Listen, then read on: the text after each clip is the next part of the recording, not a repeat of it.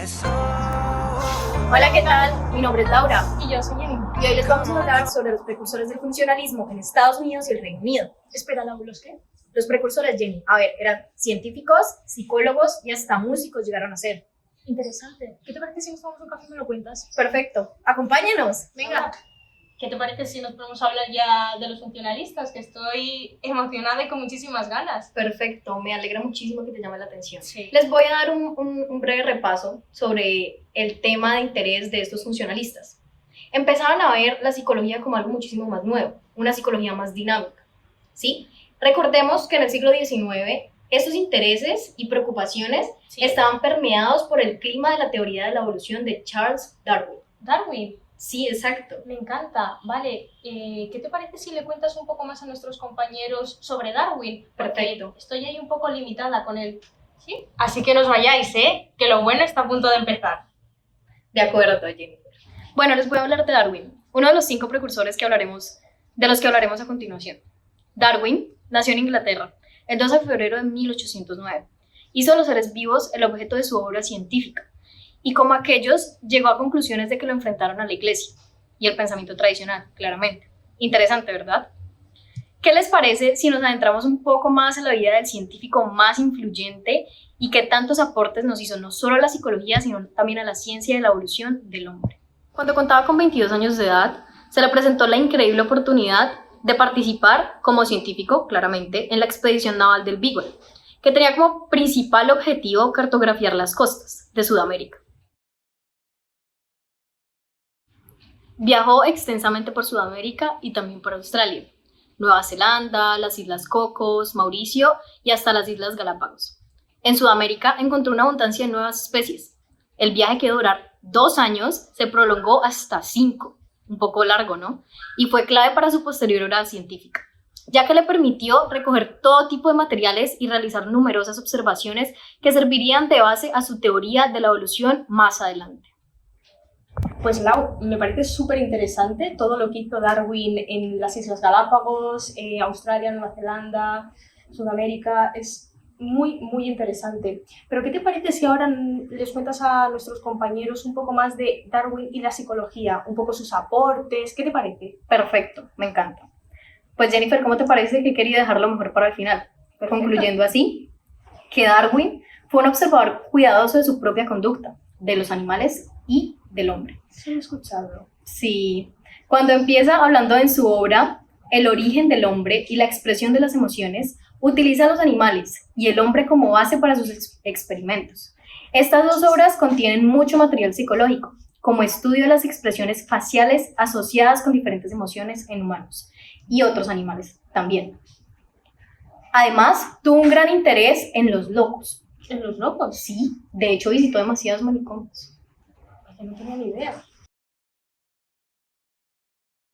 En estos manicomios se dio cuenta y llegó a la conclusión, bajo sus propias observaciones y también de descripciones y de fotografías hechas no solo por él, sino también por otros científicos, que las emociones crudas existen en los humanos igual que en otros animales y que tales emociones con frecuencia se les da una incontrolada rienda suelta aparte de los locos. Okay. Los locos, para Darwin, eran individuos que a través de su enfermedad pierden la estructura protectora mediante la cual el hombre civilizado controla su expresión de la emoción. De una forma, los locos y los idiotas constituyen una ligadura faltante con nuestro pasado emocional. Laura, perdona que te interrumpa. Había escuchado que en 1877, si no estoy mal, Darwin hizo unos aportes bastante significativos en la psicología infantil, pero no estoy muy segura de ello. ¿Podrías contarme? Claro que sí, Jennifer. De hecho, para ser exactos, en julio de este año, la publicación del escrito Una descripción biográfica de un infante en la revista Mina, tiempo después se transformaría en un libro y reportó las observaciones de sus propios hijos. Para el psicólogo del desarrollo, el libro proporcionaría un rico registro de observaciones de niños hechos por quizás el más grande observador de la naturaleza, en este caso, Darwin, de todos los tiempos. El ejemplo de Darwin de observar a sus propios hijos ha sido seguido en el siglo XX por observadores tan diferentes como la conductista Annie Mall, Jane. No sé si has escuchado hablar de ella. No estoy segura. Bueno, esta crió a su hijo entre los chimpancés de la reserva Gombe de África. Vale, ya sé quién es. Lo escuché, pero no sabía mucho de ella. No, y además, el psicólogo del desarrollo cognitivo, Piaget, ¿Qué el dices? famosísimo Piaget, ¡Guau! ¿en serio? Creo que nuestros compañeros también saben de quién estamos Sí, yo hablando. creo que sí. Al estudiar la resolución de problemas en sus propios hijos, y el psicólogo conductista Skinner, otro famoso, Vale. al utilizar los principios del condicionamiento operante para criar a sus hijas. Todos estos siguieron claramente a este increíble pensante Darwin. Bueno, pues muchísimas gracias, Lau. Me has aclarado muchísimas cosas que no sabía sobre Darwin y me encanta este precursor. Me atrevería a decir que es uno de mis favoritos, pero ¿sabes quién me gusta más? ¿Quién? Galton. Vale, cuéntame de él. ¿Queréis saber de Galton?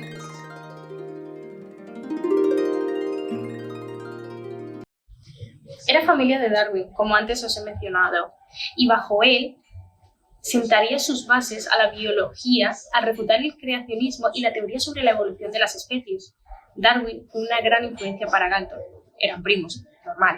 Y en parte por eso se interesó en dar respuesta a una de las grandes preguntas de la psicología. ¿Somos quienes somos por lo que hemos aprendido o por lo que hemos heredado de manera innata a través de nuestros padres? Interesante, ¿no? Pues la teoría de la inteligencia de Galton pretendía dar una respuesta a una parte de esta pregunta, ¿no?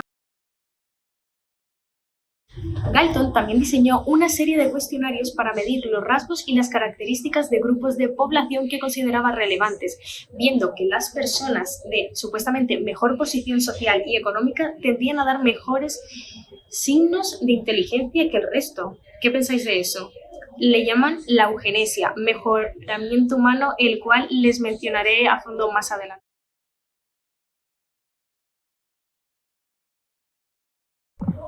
Como acabáis de ver en las imágenes, la que se refiere a nuestras habilidades mentales a la hora de resolver problemas. En la época en la que vivió Galton, apenas se empezaba a comprender que en el nacimiento de las formas de vida podrían contener una serie de genes que influyen o modifican los rasgos psicológicos y físicos. Por otro lado, se entendía que la educación y la influencia del entorno tienen una incidencia en quiénes somos y cómo nos unificamos con las primeras formas de expresión de nuestros genes. Un segundo, Jenny. Dímela. ¿No fue Galton el que realizó un estudio sobre gemelos? Exactamente. Galton decidió buscar casos en los que se pudiese descartar la influencia de la herencia innata, lo cual permitiría ver los efectos del aprendizaje. Además, en este camino recurrió al estudio de los gemelos monocigóticos, estudiando las diferencias en cuanto a características mentales de estos, y a lo largo de varios años observó algo curioso: podían ser muy diferentes o muy semejantes, pero este patrón raramente cambiaba con el tiempo. ¿Por qué pasaba esto? Es decir, los gemelos que eran muy parecidos al nacer seguían pareciéndose muchos años más tarde, y los que eran muy distintos desde sus primeros años seguían siendo en etapas posteriores. ¿Me explico? Sí, me quedó muchísimo más claro. Me alegro. Galton también decidió buscar casos en los que se pudiese descartar la influencia de la herencia innata, lo cual permitiría ver los efectos del aprendizaje. ¿Qué os está pareciendo? Jenny, cuéntame, ¿será que podemos retomar el tema de la eugenesia? Claro que sí, Laura. Pues es verdad, que casi se me olvida. La eugenesia, para Galton, él la entendía como el intelecto, como una herramienta más creada por la evolución y la selección de los individuos mejor adaptados. Pero las personas más inteligentes tenían para él una mayor capacidad para adaptarse a las situaciones novedosas. Esta era una gran ventaja evolutiva que debía ser potenciada. Pero, lamentablemente, como Galton adoptó una postura innatista, esto significaba que para este investigador la eugenesia o la selección de los individuos con mejores rasgos innatos sería una medida útil política y socialmente. Eso sí, es importante resaltar que Galton defendía la eugenesia positiva. Jennifer, ¿y qué es la eugenesia positiva? Claro, Laura. La eugenesia positiva era el dar ventaja a la población con mejor legado biológico en vez de poner barreras al resto de la población. Sin embargo, la eugenesia positiva seguía siendo una propuesta claramente discriminatoria, lo cual supuso un apoyo para los movimientos supremacistas de esta época. Wow, Jennifer, qué tema tan complicado. Bastante. Bueno, creo que podemos seguir con el siguiente precursor. ¿Tú qué crees? Creo que estoy de acuerdo. Pero conozco a alguien que sabe muchísimo de este.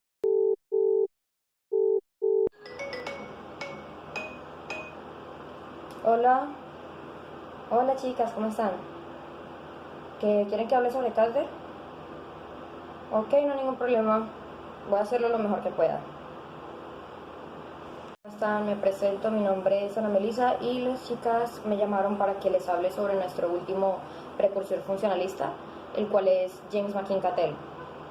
Me gustaría que comenzáramos hablando un poco sobre su historia y luego sí pasar más a sus aportes. Entonces, Cattell nació el 25 de mayo de 1860 en Easton, Pensilvania, Estados Unidos, y falleció el 20 de enero de 1944 en Lancaster.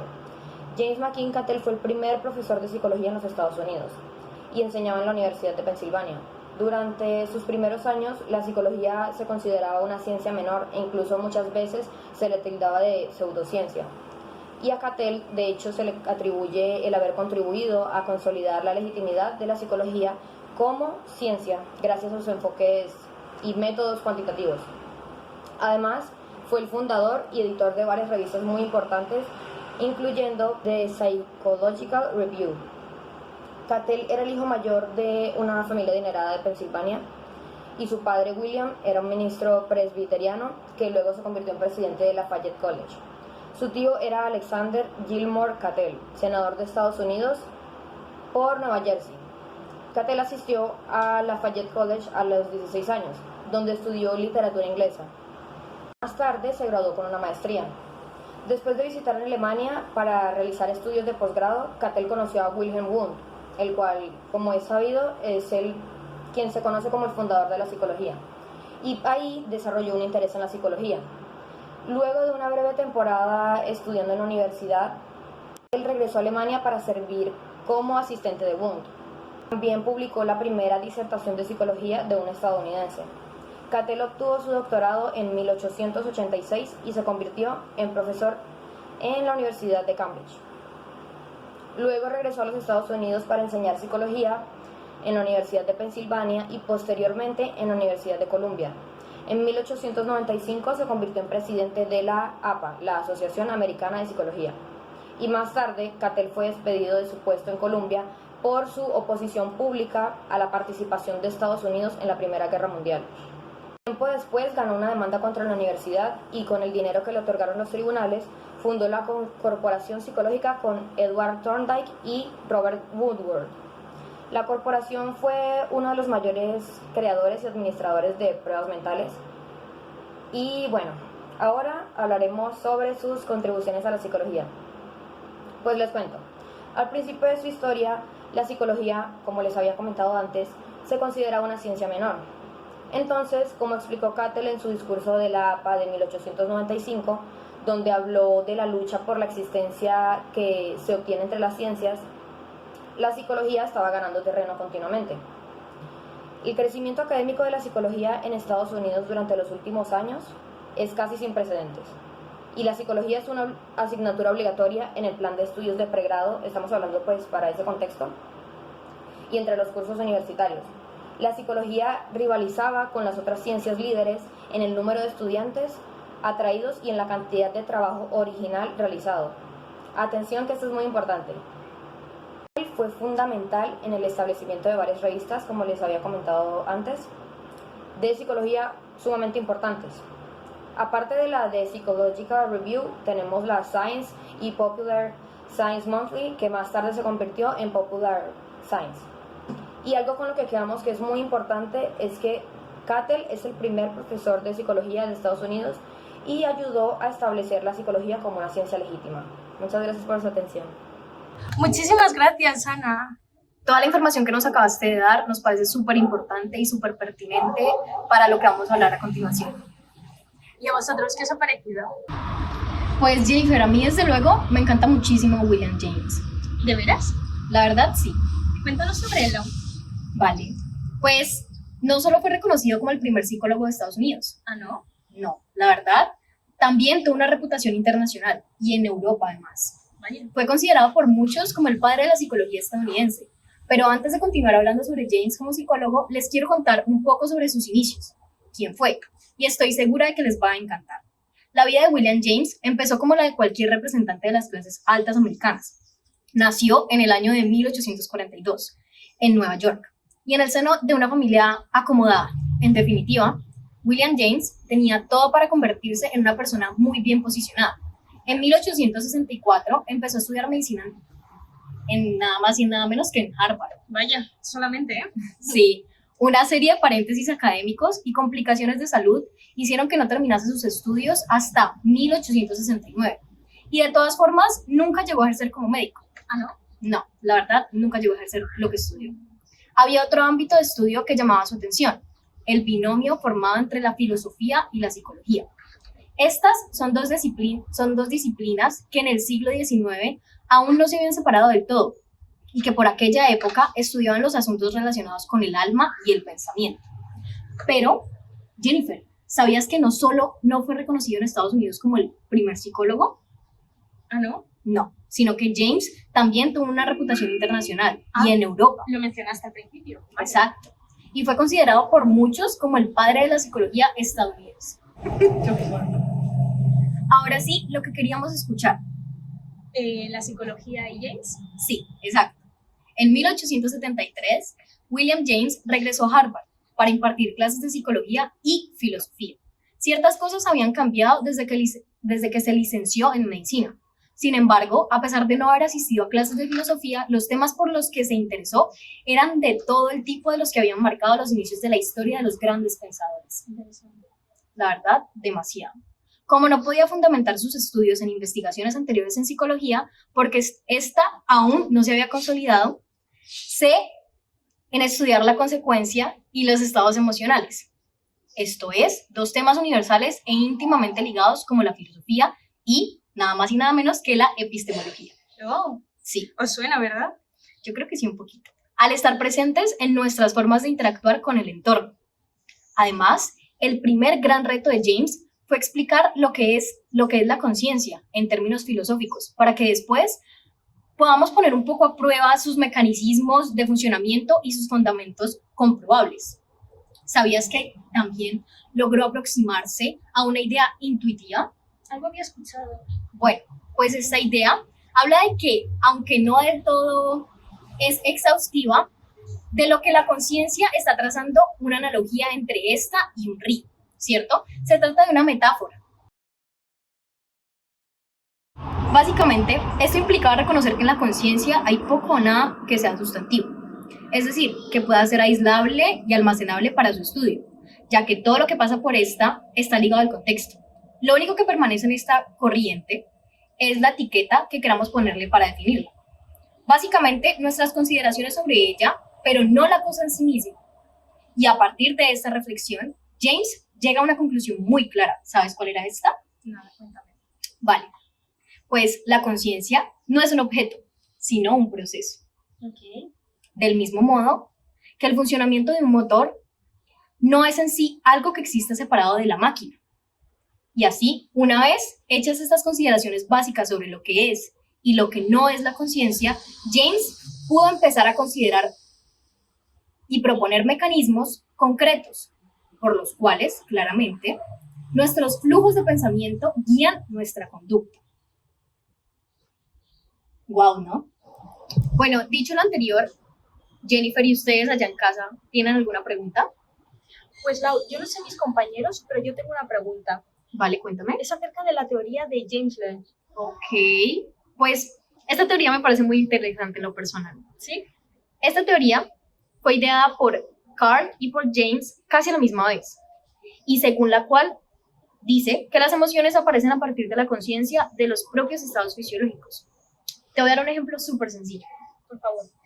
Básicamente, dice que no sonreímos porque estamos alegres, sino que estamos alegres porque en nuestra conciencia ya se ha implantado el hecho de que tenemos que sonreír cada vez que sintamos aquello. Pero esto viene desde que somos bebés, ¿no? Sí, es como Claro. por ejemplo Vale. cuando nos dicen que tenemos que cepillarnos antes de acostarnos. Claro.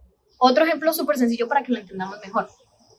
Quiere decir que cada vez que lloramos y nos sentimos tristes, no lloramos porque nos sintamos tristes, sino porque ya nos metieron en la conciencia la idea de que tenemos que llorar cada vez que nos sentimos tristes. Ahora bien, ¿qué crees que le debemos a William James? Muchísimo, ¿no? Bueno, De vamos ahí a su retomar. nombre, ¿no? Exacto. Gran parte de sus ideas han sido los principios de los que se han erigido propuestas interesantes que aún hoy en día siguen vivientes. Muchas ideas y nociones que son útiles para entender el funcionamiento del cerebro humano. Y por último, el enfoque pragmatista que le dio a la psicología es el fundamento filosófico de muchas teorías y de terapias psicológicas además. Se me estaba olvidando algo súper importante, Jennifer. ¿Qué? Cuéntanos, por favor. No obstante, también se le considera el padre de la psicología en los Estados Unidos. Y tuvo muchísima influencia en Europa, Exactamente. ya que con todos los aportes que tuvo. Perfecto. Así finalizamos con William James. Pues muchísimas gracias, Lau. Me ha gustado mucho, me has aclarado muchas dudas que tenía sobre James y estoy segura que a mis compañeros también les ha gustado muchísimo. Pues me alegro y espero que les haya servido de mucho la información que les acabo de dar. ¿Qué te parece si seguimos con el último precursor? ¿De Hall? Exacto. Perfecto. ¿Te parece si me encargo yo? Ahora, y por último, hablaremos de Stanley Hall. Empezaré contando un poco de su biografía para que sepáis un poco más acerca de él, antes de introducirnos en su psicología. Nació el 1 de febrero de 1844 en Asheville, Massachusetts, Estados Unidos, y murió el 24 de abril de 1924, también en Massachusetts. Psicólogo que dio un impulso y una dirección temprana al desarrollo de la psicología en los Estados Unidos. Estados Unidos lo consideró con frecuencia como el fundador de la psicología infantil y la psicología educativa. También hizo mucho para dirigir hacia las corrientes psicológicas de sus tiempos, las ideas de Charles Darwin, Sigmund Freud y otros. Jenny, y una vez él regresa a Estados Unidos, ¿qué hace? Pues lo que hace Hall al regresar a los Estados Unidos en 1878 es obtener de la Universidad Harvard el primer doctorado, licenciatura en psicología otorgada en América. Wow. Impresionante. Sí. Luego dio conferencias especiales sobre la educación en Harvard y utilizó cuestionarios de un estudio de las escuelas de Boston para escribir artículos importantes. Uno sobre las mentiras de los niños en 1882 y el otro sobre los contenidos de la mente de los niños en 1883. Después de esto, le siguieron una cátedra de filosofía en 1883 y una cátedra de psicología y pedagogía en 1884 en la Universidad de Johns Hopkins. Allí a Hall se le dio espacio para uno de los primeros laboratorios psicológicos de los Estados Unidos. El filósofo psicólogo educador John Dewey fue uno de los primeros en utilizarlo. En 1887, Hall funda American Journal of Psychology, la primera revista estadounidense de este tipo y la segunda de importancia fuera de Alemania. Ahora hablaré un poco de la decisión de Hall en adoptar la psicología como el trabajo de su vida. Esto fue porque Hall se inspiró en una lectura parcial de psicología fisiológica de Wundt, generalmente considerado el fundador de la psicología experimental. Hall renunció a su puesto en Antioquia en 1877 y regresó a Alemania para continuar allí sus estudios. Conociendo a Wundt y al físico y fisiólogo alemán Hermann Wundt, allí Hall descubrió el valor del cuestionario para la investigación psicológica y más tarde él y sus alumnos idearon más de 190 cuestionarios que fueron fundamentales para estimular el aumento del interés en el estudio del desarrollo infantil. Recordad, como he dicho antes, Hall le encantaban los niños. Muchísimas gracias por haber visto nuestro video. Esperamos que os haya gustado muchísimo y que hayáis aprendido un montón. No se vayan. A continuación, están detrás de cámaras. Muchísimas gracias, Ana.